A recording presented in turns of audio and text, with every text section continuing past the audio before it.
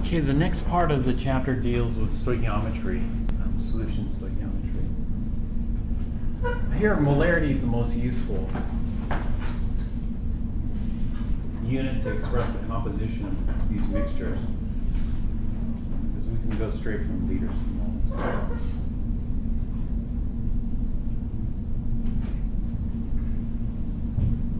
So that's this branch here, molarity. If we have the volume and the molarity, we can go straight from liters to moles. Molarity, the same thing. Molarity. So let's take a look at a solution stoichiometry problem here. Calculate the volume in milliliters of 0.842 molar sodium hydroxide required to precipitate as copper 2 hydroxide all the copper ions in 30.0 milliliters of 0.635 molar copper 2 sulfate. So the first thing is, what's the chemical equation for this?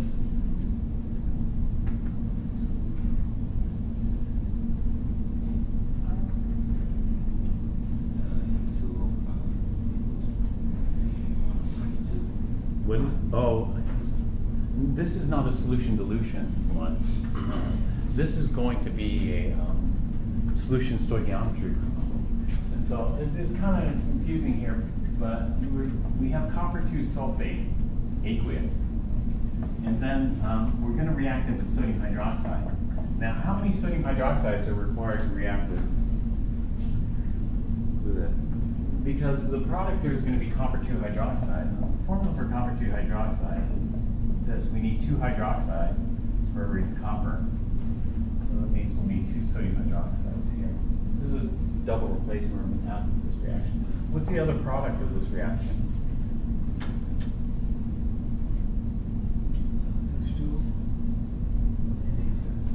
Na2SO4. Sodium sulfate. And so this is an AD plus CD type double replacement. The driving force for this reaction is precipitation. So the stoichiometry is this. We have 30.0 milliliters of 0.635 molar copper 2 sulfate. So I know how much we have here. It's 30.0 milliliters of copper 2 sulfate solution. And so what I'm going to do is I'm going to go from milliliters to liters. And then if I know how many liters of this solution I have, then I'm given the molarity. 0.635 molar copper 2 sulfate. And so here I'm going to use this as a conversion factor to get the moles. That is 0.635 moles of copper 2 sulfate for every liter of copper 2 sulfate solution. So for every liter of solution. Well, I know I have how many liters I have. I have 0.0300 liters. And then I can go to moles, copper 2 sulfate. And then eventually I want to go to sodium hydroxide, it's asking me. So I'll go from moles of copper 2 sulfate to moles of sodium hydroxide. And then from moles of sodium hydroxide, I'm going to go to liters of sodium hydroxide solution.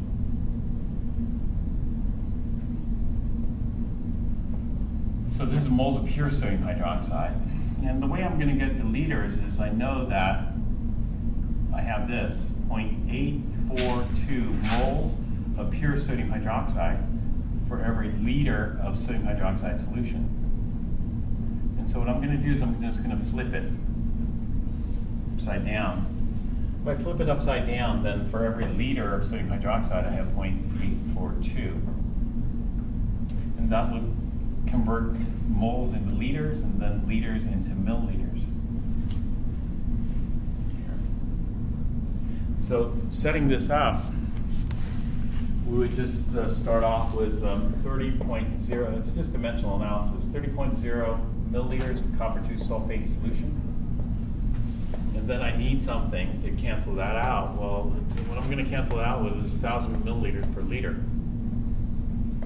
then I need something to cancel out liters of copper 2 sulfate solution. Well, I have that. It's 0.635 moles of pure copper sulfate for every liter of copper sulfate solution. And so liters of copper sulfate solution cancel, and that leaves me with moles of pure copper 2 sulfate.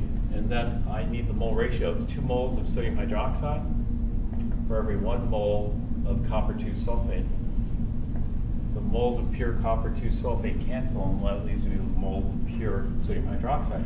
Now I'm not dealing with pure sodium hydroxide, I'm dealing with a solution, a mixture. And this mixture contains, for every liter of sodium hydroxide solution, I'm going to have 0.842 moles of pure sodium hydroxide.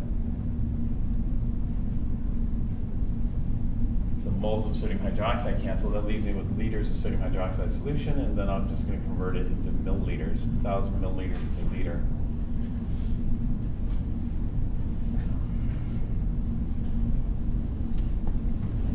Let's see what we get here. And so just a dimensional analysis type problem. First, we need the equation. Whenever we do stoichiometry, we need the balanced chemical equation, just shown there in the slide. And then the express the given and the wanted, and then we set it up using conversion factors here. They combine this. I don't like to combine it in molarity.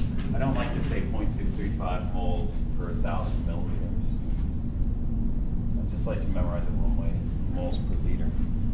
So they have compressed it. 45.2 milliliters of sodium hydroxide solution. That's not pure sodium hydroxide, it's sodium hydroxide solution. Mixture. The answer is? Yeah. That's what the answer is. Let's see what I get with this.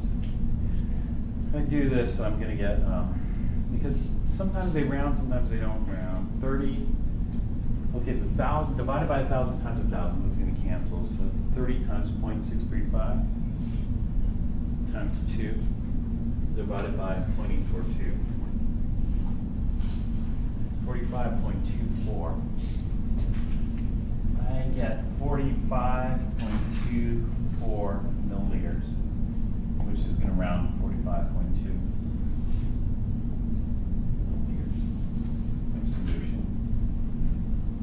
Sodium hydroxide solution. So this is a little bit tricky because they say 45.2 milliliters of sodium hydroxide. Well, that could be pure sodium hydroxide they're talking about, but it's not. They should have put sodium hydroxide solution on here. So oftentimes we look at grams of pure sodium hydroxide and we want to milliliters. So it's important.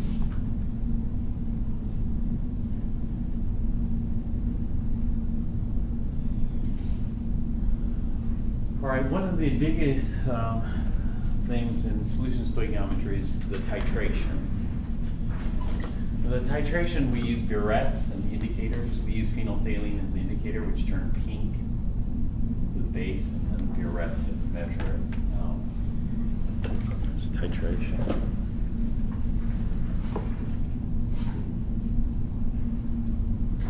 This is a 1 burette titration. In Chem 1A, you do this kind of titration. 1 burette titration means if you overshoot this, if you overshoot the what we call the end point of the titration, then you have to scratch it. You can't back titrate. I mean, you can't go back and forth. So you're giving like a amount that's inside? Yeah, you're given a fixed amount of acid. You can't add a little bit more acid if you overshoot it. What if you take some acid out and then put it to the side and then put it in there? Yeah. Is that gonna mess up your results? You know, it depends on how much you overshoot it. You know, a lot of people do overshoot it, and a lot of people, you know, they get splashes here, they don't wash down. There are lots of things that will impact results. So, if you really want very, very precise results, then you usually start over. I mean, if you any mistake you make, you know, there's a lot of splashes here. They should wash those splashes in, you know, before hitting the end point. If you splash it outside, then you got to start over usually. So what can happen often is splash goes outside, you've lost some acid. Sometimes the error can be small, so if you don't have to be so precise, then you go, okay, it's going to be an error. You didn't add enough because you would add a little bit more to neutralize that, a little bit extra.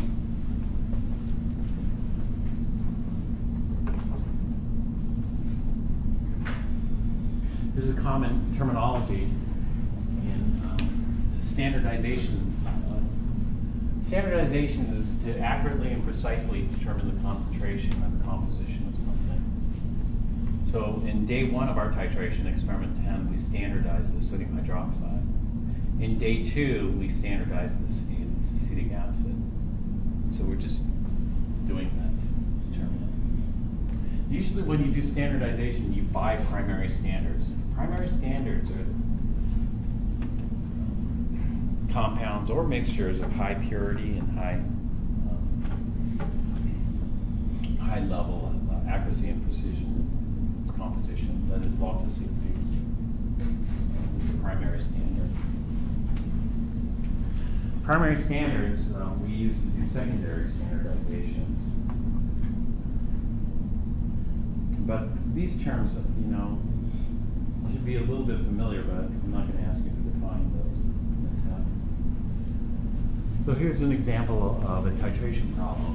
A 25.0 milliliter. Okay, one difference is burets don't read to the 10th. Burets read to the 100. So already I see an error here. You know, if buret's very expensive, it's $200. If you're spending $200 to read just to the 10th, it's not worth it. And you're spending $200 to read to the nearest 100. A sample of an electrochelating solution is analyzed for its sulfuric acid concentration. It takes 46.8 milliliters of the 0.661 molar sodium hydroxide to neutralize the sample. Find the molarity of the acid. So this would be our standard here. This is not a primary. A primary standard would have more digits here. But this would be our standard. This would be our standard base solution. What we don't know is the acid. And so we want the molarity of the sulfuric acid. Well, if we want the molarity of the sulfuric acid, then we know the definition of molarity.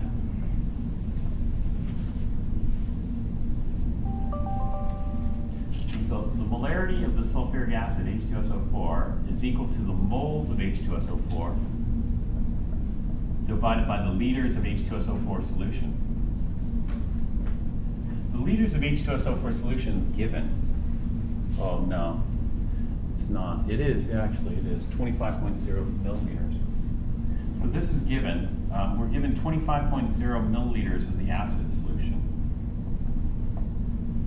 And then we convert that to liters. Well, converting to liters, I'll just move the decimal 3 over. So this is 0.0250 liters of solution. And so I have that number in the denominator. In the numerator, I don't have this, but I'm going to get this from stoichiometry. The moles of H2SO4. And so the first thing I need to do stoichiometry is I need the balanced chemical equation. H2SO4 plus sodium hydroxide, NaOH, yields what?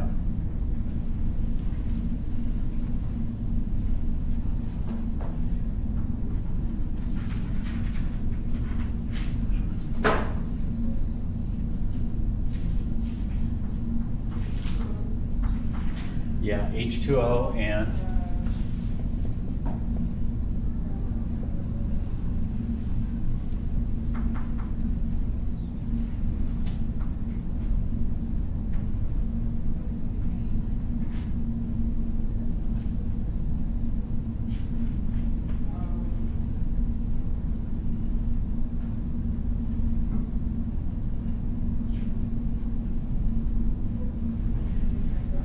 well, this is an AB plus CD.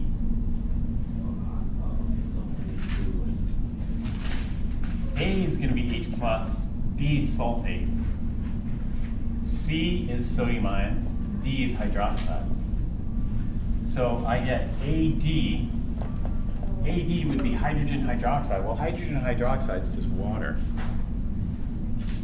You know, H plus and OH minus. Plus Cb. What is Cb? Cb is sodium. What's that called? Yeah, so it'd be sodium sulfate. Sodium sulfate, I need 2 sodiums for every sulfate to balance the charge. And so it's going to make water and sodium sulfate. Is it balanced? Is this equation balanced? No, so we got to balance it. How do we balance it?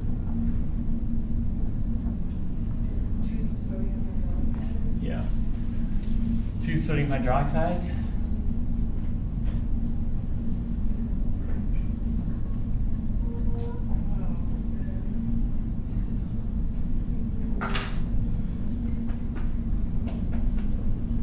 Think of water as an HOH.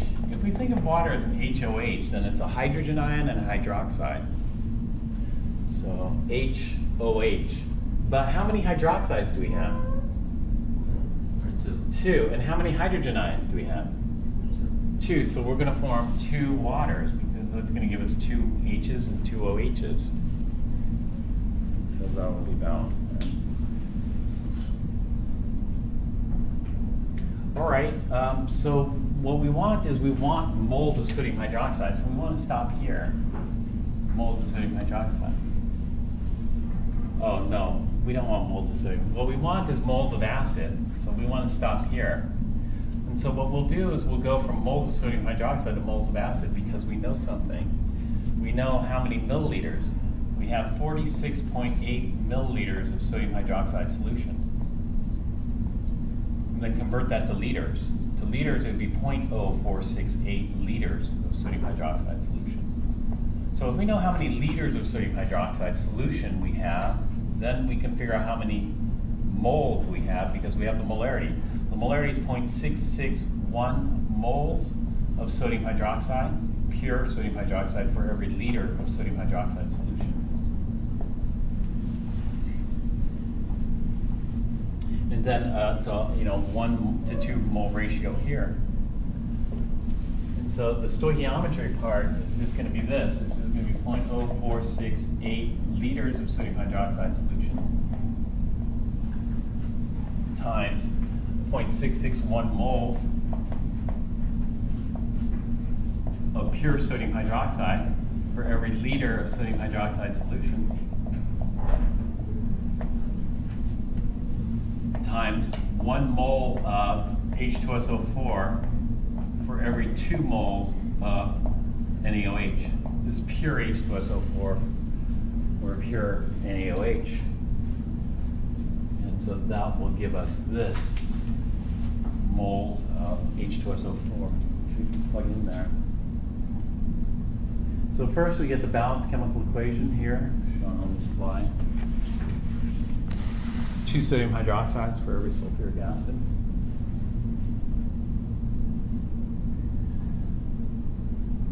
That will string together some conversion factors. So here they're doing 46.8 milliliters. They're converting from milliliters to liters. Or they're just using this to get moles. And then moles of sodium hydroxide and moles of H2SO4. So that's going to give us half of it. The moles of H2SO4, 0.0155 moles. And then we just divide by the liters, 0.025 liters. And the molarity comes out to 0.620 molar. 25 gives us 0.025.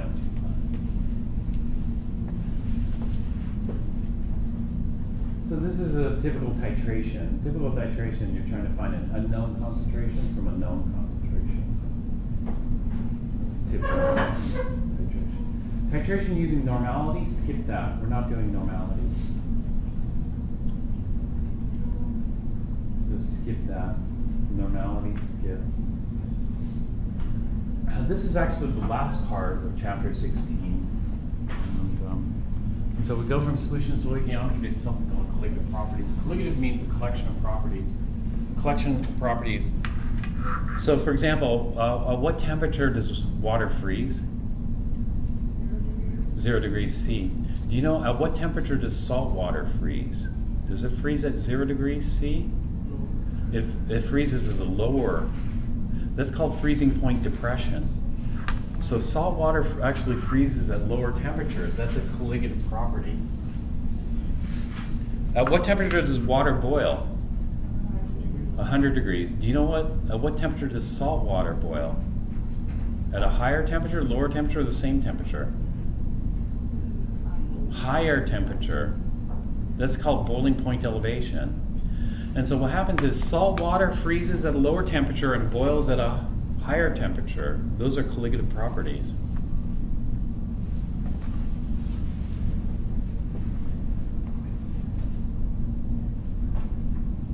We call that freezing point depression.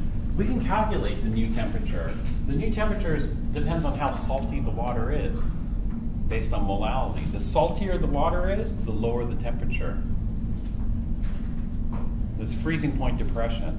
We're not going to do a calculation. You should just know freezing point depression. Salt water freezes at lower temperature, and salt water boils at a higher temperature.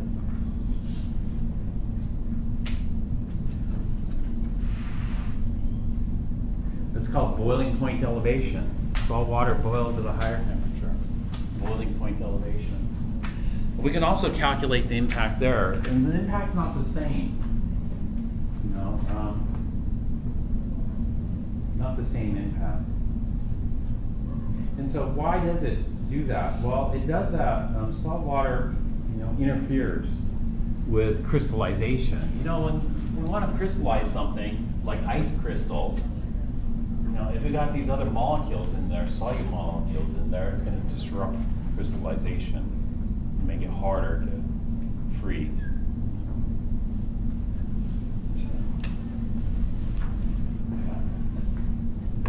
And for boiling, it makes it more difficult to boil. Well, we can determine the amount, depending on the constants here. The impact is given by this K. It's called the constant, molal freezing point depression constant, K.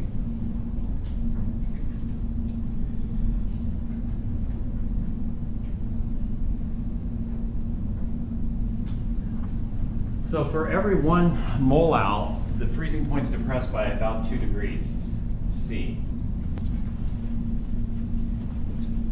And so if we have 1 molal salt water, then the freezing point is minus 2 degrees. If we have 2 molal salt water, the freezing point is minus 4 degrees C. If we have 3 molal, it's about minus 6 degrees C. That's how much.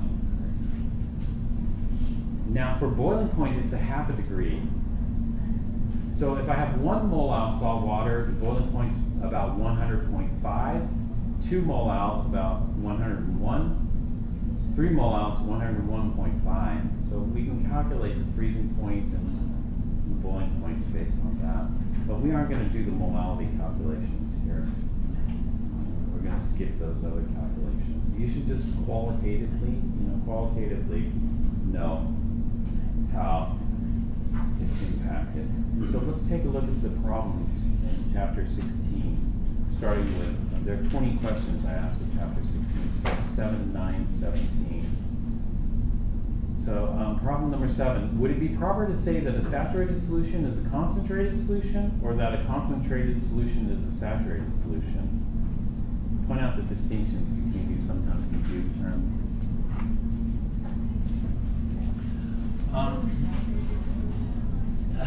Neither of these are great. Saturated just means no more will go in, right? And that depends on how soluble it is. If it's very soluble, then you can get high concentrations. But if it's quite insoluble, then it's going to saturate at very low concentrations. So saturated just means you can't put any more in, but how much you get in, the concentration depends on how soluble it is, And then what is this? A concentrated solution is a saturated solution. That's not necessarily the case, because some saturated solutions are quite dilute. Well, actually, dilute is a relative term also, because dilute just means it's less than saturated. And so let's see what they say. A saturated solution is at its solubility limit, so it is concentrated. Concentrated solution is not necessarily saturated. A concentrated solution contains a relatively large amount of solute. Now that's a relatively large. Well, you know, large can be quite small. You know, it's all relative. So it depends on your perspective. And so these terms will still be confused. So I wouldn't sweat it too much. Number 9. What happens if you add a very small amount of solid salt, sodium chloride, to each beaker below? Include a statement comparing the amount of solid eventually found in the beaker with the amount you added. Okay, if I add, let's say I add some salt to saturated solution, will that salt dissolve? It's saturated. And so if I dump in another gram, will that gram dissolve? No, it's already full. And so nothing dissolves. None of that should dissolve. Except, you know, it's a dynamic process. So even if I add that gram will dissolve, but at the same time, if that 1 gram dissolves, 1 gram will crystallize because you're going in circles. It's a dynamic equilibrium. All salt added will be solid in the beaker. Okay, if it's unsaturated, then what should happen if I add more sodium chloride? If I add more sodium chloride to an unsaturated solution, will it dissolve? Yeah. Yes, it should dissolve. Some or all salt added will dissolve. Ooh, supersaturated. If I add it to a supersaturated solution, what's going to happen? It's going to act like seeds, you know, and then crystallize out. If it's supersaturated, I have too much salt dissolved in there. And so adding more will act as a seed.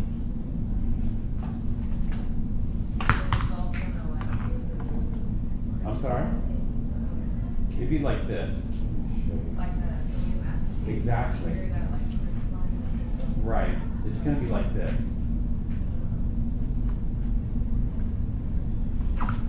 What happens is, if it's supersaturated, it's going to be colorless like this, clear. And then I add that salt, it's going to act like a seed and form a template. Although it's super hard to saturate. Actually, that's right. Today's short. It's super hard to saturate sodium chloride because it's so easy to crystallize this stuff. Sodium acetate is more difficult because the acetates have an odd shape to it. Anything with an odd shape is easier to super saturate than spherical shaped ions. The ions. Right. So a sodium ion is a sphere. A chloride ion is a sphere. So orientation-wise, you don't have to. Whereas an acetate ion is a flat triangle attached to a sphere. This is the methyl group. This is the double bond group. So it has a weird shape to it. And then it's harder to align to proper orientation. So that's it. Okay, I'll stop here.